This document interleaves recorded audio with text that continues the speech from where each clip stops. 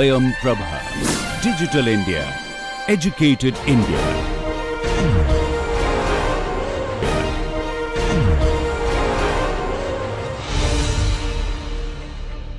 Welcome to this introduction to electronics class. Today we will start a new chapter, which is so today we start our discussion with a new chapter, which is BJT amplifier. Okay, so this is one of the applications which we have mentioned before briefly.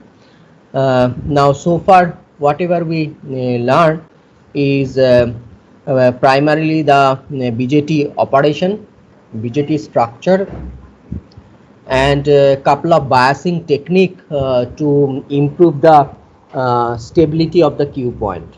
So based on those concept and platform, we start our discussion on BJT amplifier. This is a linear amplifier. Okay, so linear term is very important, and we will elaborate that. So the output we will get from such an amplifier is proportional to input, and there is proportionality constant that is often we designate as gain, and usually this proportionality constant is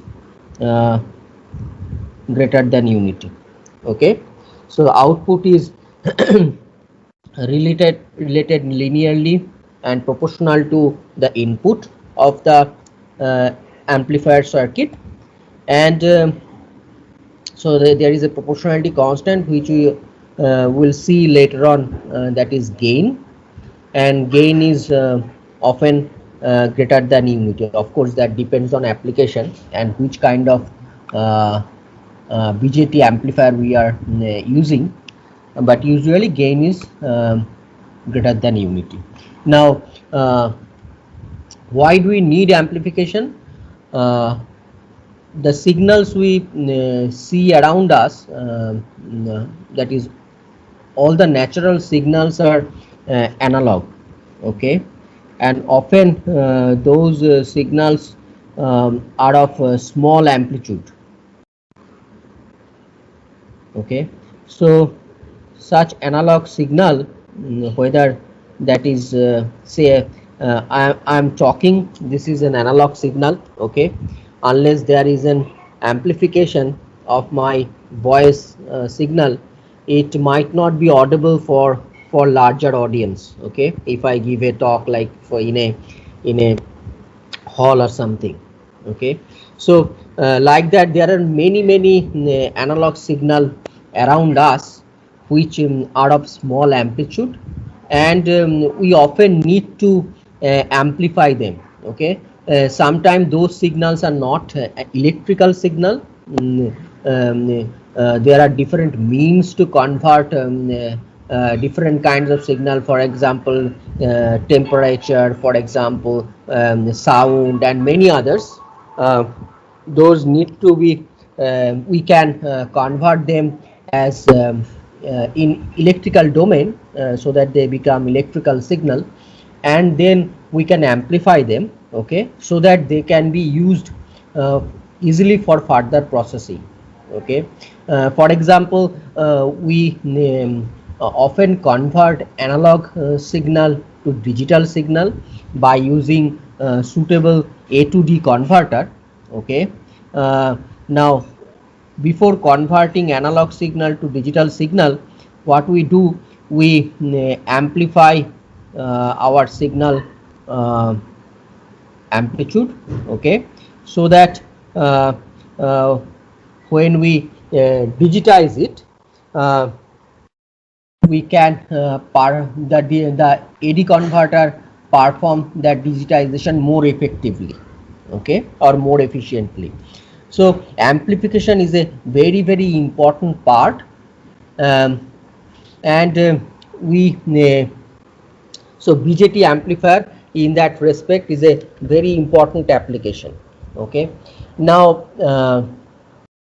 as I said, such amplifiers is often linear amplifiers. Okay, and also mentioned this linear term is very important. By linear I mean is if I amplify any signal, for example, say I am amplifying a pure sinusoid. Okay, then uh,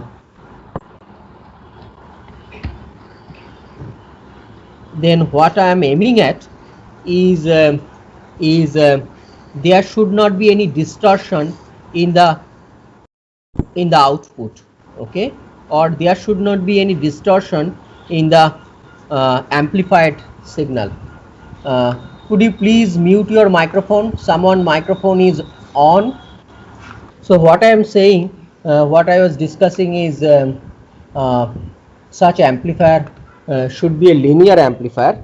Okay, so this linear term is important in a sense that the output of the amplifier, that is the output signal or the amplified signal, should be proportional to that of input, and there should not be any distortion at the output. In other words, if say my input signal is a pure sinusoid, that means if you do a Fourier analysis, you will get a single frequency for that pure sinusoid signal. In the output also, the amplified signal I will get, if I do the Fourier analysis of that, I will get the same frequency of the signal which was there at the input. In other words, I shouldn't have other harmonics of that main signal at the output. Okay, so that's very important, and also this linearity will ensure that superposition principle is applicable. Okay, the superposition principle says the response of the linear circuit, if I excited by multiple signal, okay, multiple independent input signal, then the sum of the responses of the circuit of each input signal we can sum them up. Okay, so if the amplifier is linear, then let me repeat, if the amplifier is linear, then superposition principle holds good, and the principle of superposition states the response of a linear circuit excited by multiple independent input signals is the sum of the responses of the circuit to each of the input signal alone. Okay, so you remember, so far we have analyzed our BJT circuit with DC voltages. Okay, right, DC sources. Sir? So yeah. But superposition principle is valid only for linear elements, but transistor is a non-linear element. So how superposition principle will be valid for it? Yeah, I will discuss that in a minute. Okay, so you're perfectly right. Yeah, so transistor is a nonlinear circuit. So we will see that if we reduce the amplitude of the input signal, we can basically use it as a linear device. Okay, and then we can use the superposition principle. But you're perfectly right. Okay, so far what I have discussed with you is the performance of BJT when we use the DC sources. Okay, and we have found the Q points and all that. So that is often known as large signal analysis. Okay, now what we will do today, we will do today small signal analysis, where we will use say small sinusoid, okay, or small AC signal, small amplitude AC signal, and see our BJT circuit performance in presence of this, and then we can superimpose the effect of this large signal, which is basically DC voltages VBB and VCC, uh, uh, on top of with this small signal variation, okay, because we are assuming that the amplifier will be linear, and of then this superposition principle is valid on that circuit. So we can separately analyze the same circuit, okay, using our DC voltages, which we have done already in our discussion in last few classes, and today we will discuss the effect of analog effect of this small analog signal, okay, which is time varying, on the same circuit, and we will superimpose those two effects together. Now, before going into the detail of small signal analysis, let me recapitulate once more what we have discussed before, because then it will be easier for us to move in that direction, okay. Now, you remember we have discussed transfer characteristic of common emitter circuit, okay, and our we have plotted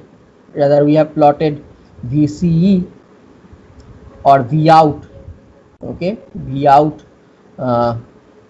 versus V in, and we demarcated three regions. This was our cutoff, this was our saturation, this was our saturation region, this was your cutoff region, and this is the forward active or active region, right? The circuit I am talking about, the common emitter circuit, okay. So this is our V out, right, and this is VCC. Now, you remember we said like the transistor has to be in the active region or forward active region if I want to use this as an amplifier, simply because here you see in this region the V out and V in relationship is linear, okay. V out and V in relationship is linear. So suppose say this is my Q point, okay. So I have biased that BJT circuit in such a way the Q point is here. So what I do when I use BJT as an amplifier, let's just discuss, let's don't bother about at the moment, don't bother about isolating AC and DC and all that. Let's just put both the AC signal and DC signal together for the time being. So this what I am aiming at, I have analog signal here, say sinusoid, okay, input AC signal. So what I am doing here, I am measuring the output here, that is VCE is my output. So if I try to replicate that in this transfer characteristics, so what I am doing, I am basically changing my, so this is say with time, I am basically changing my input voltage, okay. So I have DC, this is my Q point, so this is my DC signal, say VBB, okay, and on top of that I am having this VS, right, on top of that I am having this VS, that is the AC small AC signal. Okay, now what that will do, that will basically reflect at the output. Okay, and you will get at the output this. Okay, so your output is going to vary depending on your my drawing is not good, so depending on your this variation at the input, and you will get an output signal which is basically amplified version of what I am using at the input. One point just I would like to mention here, if you look carefully, there is this input signal and the signal we will see here, although that is the amplified version, but the phase, it is 180-degree out of phase. Okay, if you see carefully, this is 180-degree out of phase, because you see, if you apply this AC signal on top of this DC, when this amplitude is increasing on the positive side, the current will increase, okay, in this base emitter loop. So that will increase the your IC. Okay, that will increase your IC. So if that will increase your IC, your voltage drop here will increase. That means your VCE will decrease. Okay, so in other words, this AC signal at the input and the amplified signal we will get output in case of this common emitter amplifier will be out of phase by 180-degree. Okay, now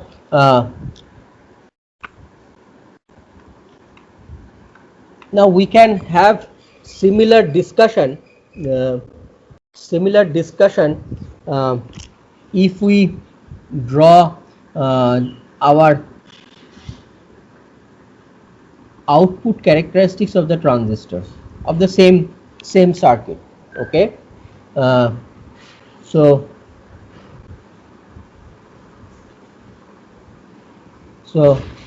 these are my output characteristics of the same amplifier circuit. Okay, these are the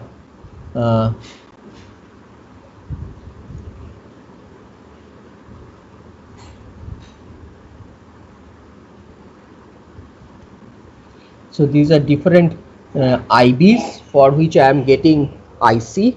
Okay, now this is often known as graphical analysis of the same amplifier circuit, and this you have seen before, but let me reiterate once more. So this is my load line of that circuit. Okay, and I have applied AC signal, that is Vs. So as I have applied AC signal, that AC signal will basically change my IB, that is the current, right? So I am changing the voltage here. Okay, so that will change my current IB. Look, right? So if I reflect that in this output characteristics of the common emitter, so my IB is changing. These are IBs, different IBs, IB1, IB2, IB3, you remember.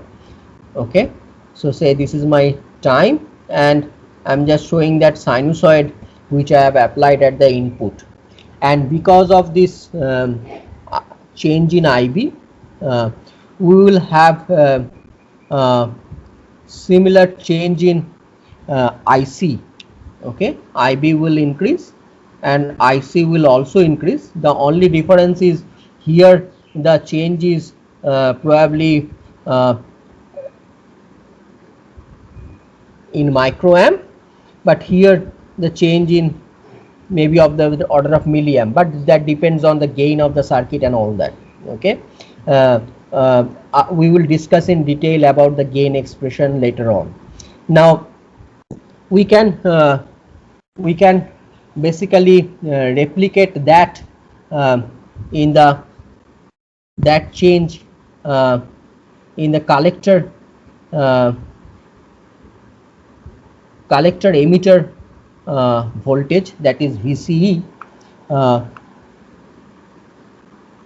like this, right? So as I said, they are out of phase.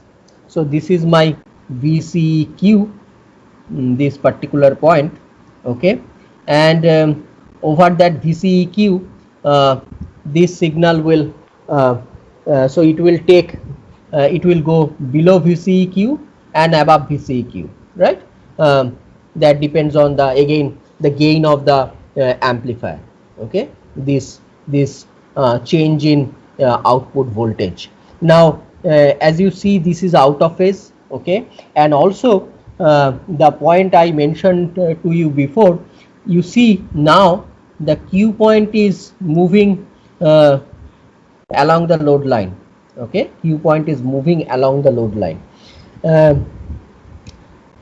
So that basically suggests that your Q point, we should take Q point in the middle of the load line, okay, as much as possible, and also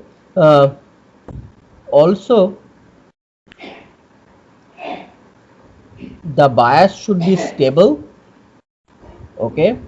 But another important point which your one of your friends just asked during the first portion of our discussion, that the BJT is not a linear device, okay. So the important aspect is we have to have this variation in IB, okay, or variation of VS should be small, amplitude of VS should be small. If this amplitude of VS is large, okay, or the input signal amplitude is large, then what might happen, it might take your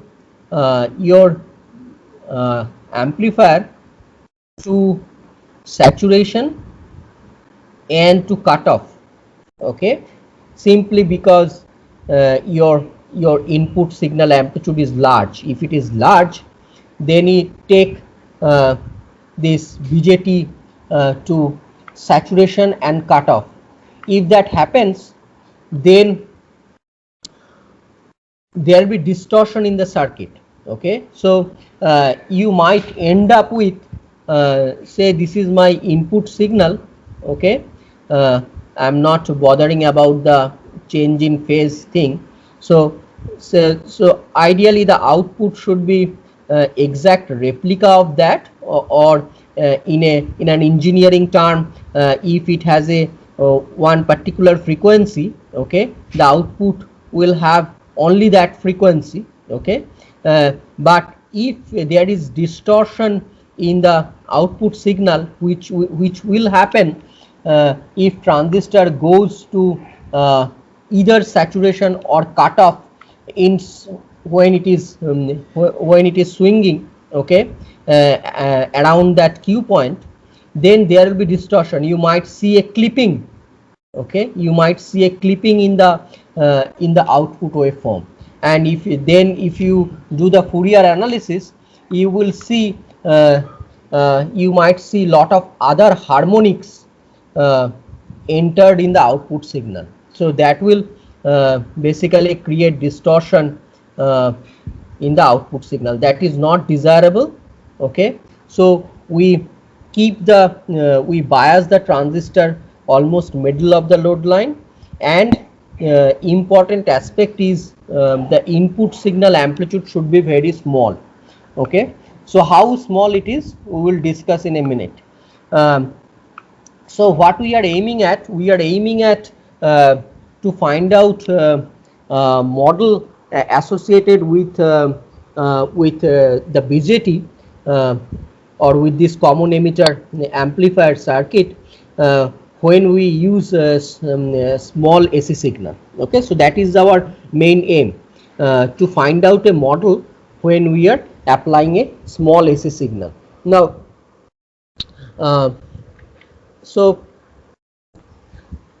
let's see how small should be the this input, so that we can avoid distortion, or we can safely take or assume that BJT is acting as a linear device. Okay, so let's discuss the let's relook our uh, our input PN junction. Okay, I forgot to mention one thing which I have probably mentioned in one of the class. So if I use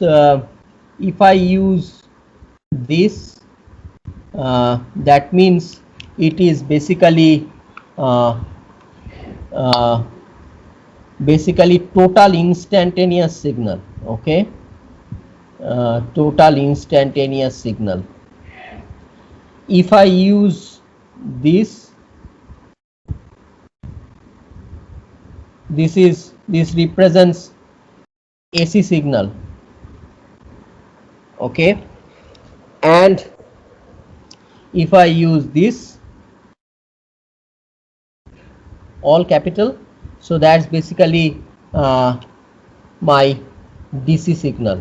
Okay, so you will see in this chapter we are often using we will often use this total instantaneous symbol. Okay, or which is basically AC plus DC, or we will use this AC signal symbols. Okay, so once more, so this is basically total instantaneous, so it contains both AC and DC to on top of one another. Okay, so now this is your IV is exponential. We know the PN junction, base emitter junction of the BJT.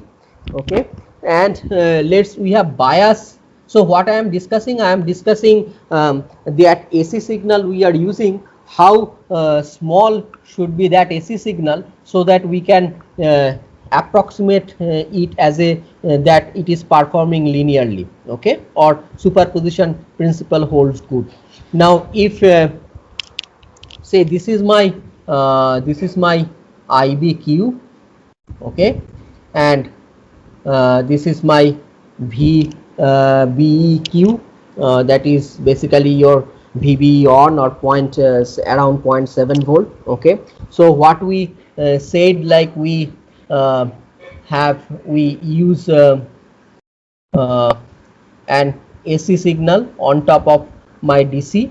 Okay, and this is my AC signal, which is basically changing the base emitter voltage. So if I have this change in base emitter voltage, the corresponding base emitter current is going to change. Okay, the corresponding base emitter current is going to change.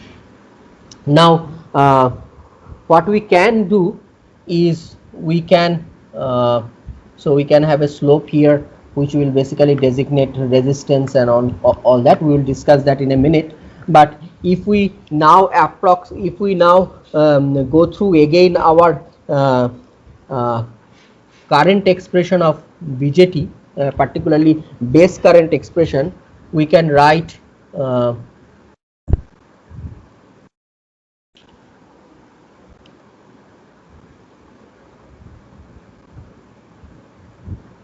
okay, and we then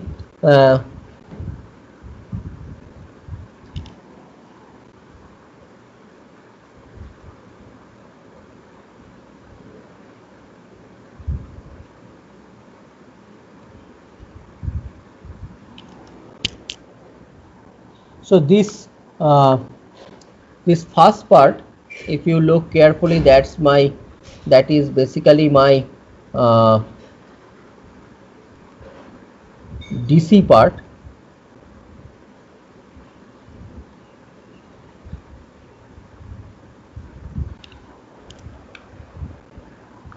So this is my base current at Q point, okay, along with exponential small VBE over VT, okay. Now if we assume that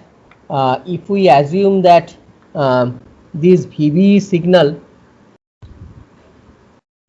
okay, change in base emitter voltage because of that AC source is less than that of VT, okay, we can approximate that approximate the exponential VB over VT as this, right?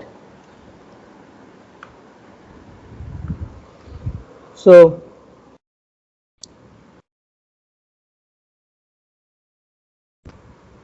sorry.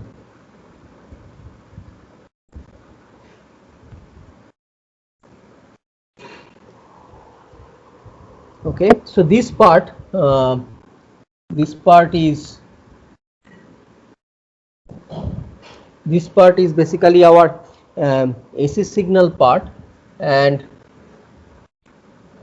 we can write it as IB. Okay. So yes. So in the expression of IB, can you please explain why beta comes? So IB is basically IC by beta, right? Yes. So that is how I'm. So that is the expression of IC. This is basically you remember sorry. So isn't it the expression for IE? No, IE is IC plus IB. Okay, so that's basically your 1 plus beta into IB. This is your IC. This is basically your IC.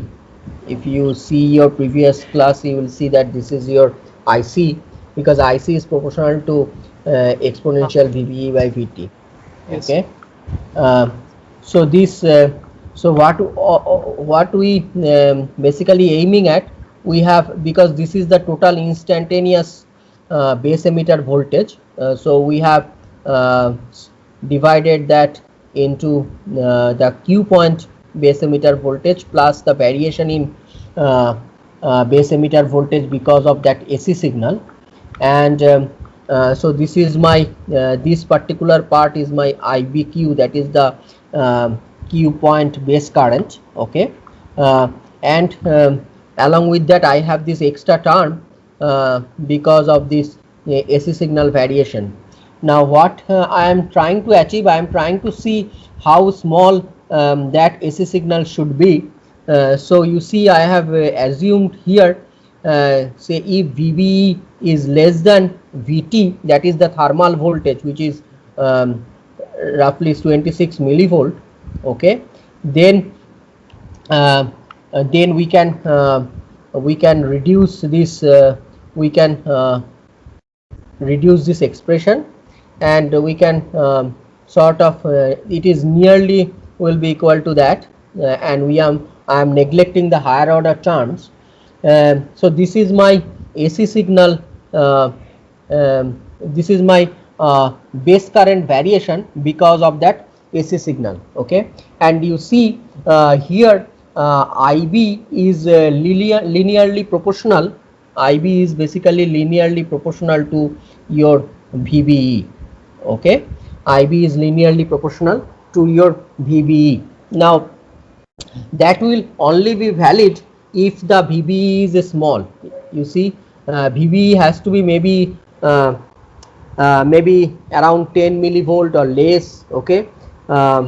In the lab, we perform lab experiment taking VBE. I mean taking the actual AC signal of a few tens of millivolt.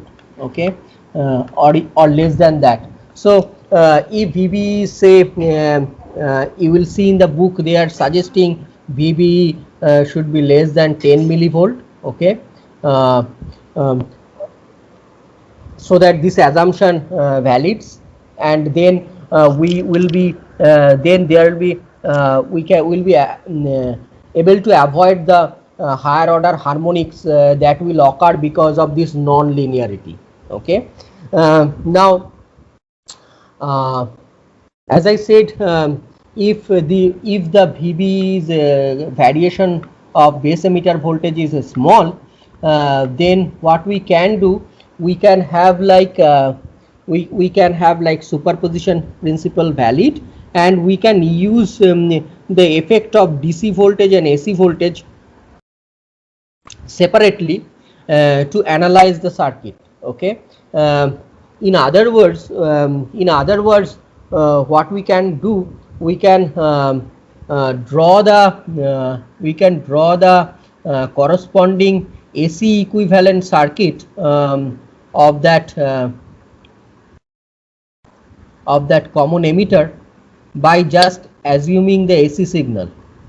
Okay, let me repeat it once more. So we same circuit we can analyze separately. Same circuit we can analyze separately by using DC signal, okay, and also by using AC signal, and then superimpose them both on top of one another. Okay, but you might always argue that when I am applying only AC signal, how come this is at Q point? But the implicit assumption is that when I am applying that AC signal, the transistor is at Q point. Otherwise, we will not have the performance of the transistor as an amplifier, because then it will not be at the forward active region. Let me go through a mathematical analysis to in support of this two drawing. Okay, the right hand one we don't have any issue, but left hand one we can come simply from the superposition argument. Okay, so let's write those expression once more to reach that circuit diagram. Okay, so these are our initial assumptions coming from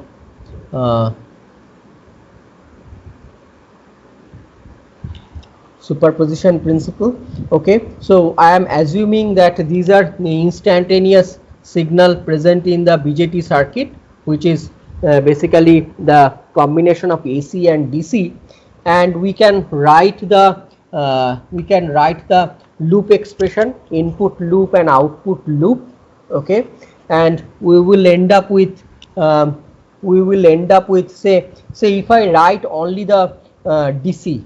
Okay, assuming that there is no AC signal, if we only write DC, which we have done before.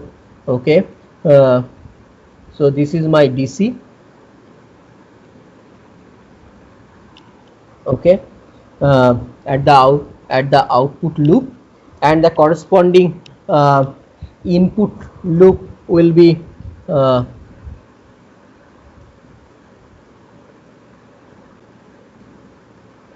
you can write this as ICQ, IBQ.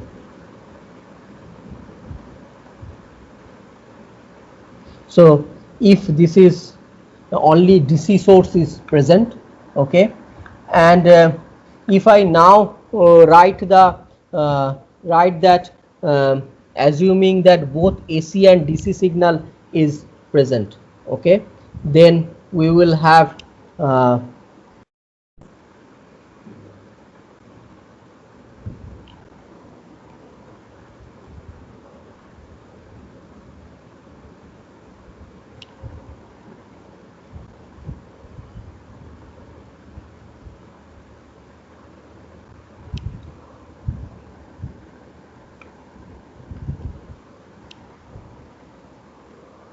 So if you use this here, okay, we will end up with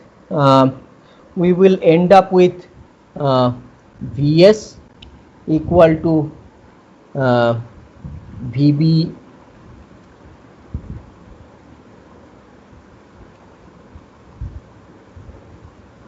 this, okay. Similarly, you can use your output loop. You can use your output loop and write the total instantaneous signal expression, okay, and we will end up with ultimately Vs.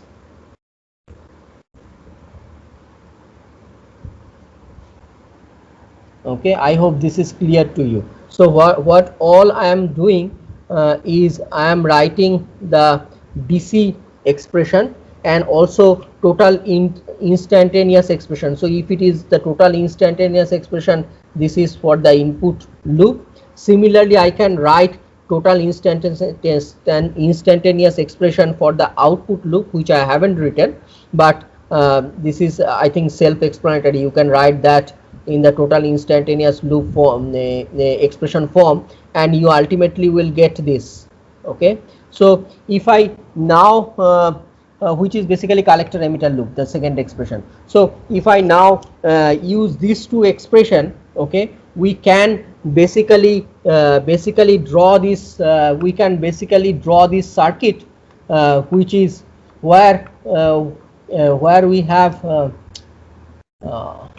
where is that? Yeah, we can basically draw this circuit where we have only AC signal, or we have shorted the DC voltages, okay. In other words, if I have DC voltages, we have to short that when we are just using our AC signal, and if we have DC currents, we have to open those, okay. So we have to make zero all the DC sources.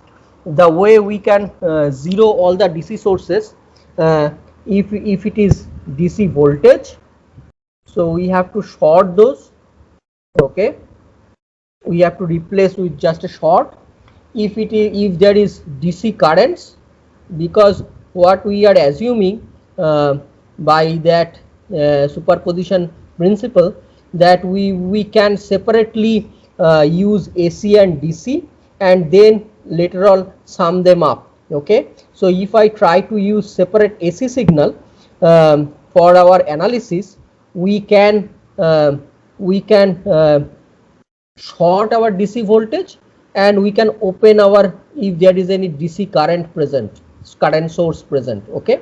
By opening, what I am doing, your DC current will be zero, okay, by opening, and by shorting the DC voltage, what I am doing, the corresponding DC voltage will be zero, okay. So that is what I have done here. If you see we have replaced these two, we have used these two in this expression and end up with this expression, okay. So that is how we can draw this corresponding AC signal circuit, and but the point is still valid, although we are analyzing this AC circuit. It is implicit that the transistor is biased at the forward active mode, okay. Now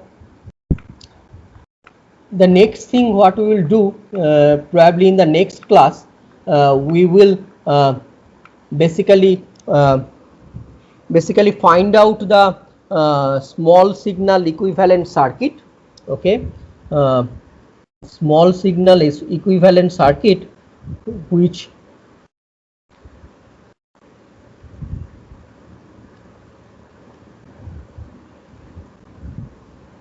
of the BJT, which we can use to analyze the performance of this BJT circuit when we apply any small signal, okay. One such equivalent circuit is hybrid pi model, Okay, so we will find out the hybrid pi model of the BJT, and instead of using BJT we will use the hybrid pi model when we will use the small AC signal. Okay, so there we will basically find out our R pi, we will basically find out our GM. Okay, this R pi is associated with the input resistance, or this is often known as diffusion resistance. Okay, probably heard this term before. So this diffusion, when we are discussing diode, you have heard this term before. So this diffusion resistance we will discuss in the next class. So this diffusion resistance is coming from the slope of IB VBE. Okay, so you remember we have we mentioned that we have this AC signal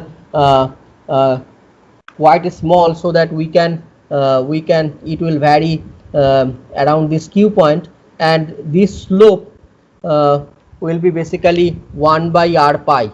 Okay, so we can replace the input PN junction of the BJT with this resistance R pi, and we can replace the output